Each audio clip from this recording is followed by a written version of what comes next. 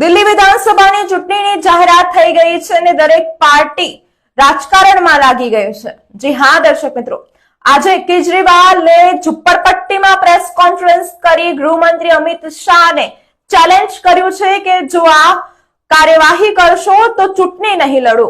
જી હા દર્શક મિત્રો, અરવિંદ કેજરીવાલે આજે ઝુંપડપટ્ટીમાં પ્રેસ કોન્ફરન્સ કરીને ગૃહમંત્રી અમિત શાહ ઉપર નિશાન સાધતા કહ્યું કે હું અમિત શાહને ચેલેન્જ આપું છું કે જો અમિત શાહ 10 વર્ષમાં જેટલી ઝુંપડપટ્ટી નાબૂદ કરી છે તેટલી ઝુંપડપટ્ટીના કેસ કોર્ટમાં છે તે 24 કલાકની અંદર એ બધી ઝુંપડપટ્ટી પાછી આપે અને કોર્ટમાં એફિડેવિટ ફાઇલ કરે।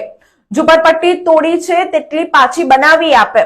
જો અમિત શાહ જેટલા મકાનો તોડ્યા છે તેટલા જ મકાનો અને જમીન પાછી આપશે તો કેજરીવાલ ચૂંટણી નહીં લડે। અને આ કહેતાની સાથે જ દિલ્હીનું રાજકારણ ગરમાઈ ગયું છે।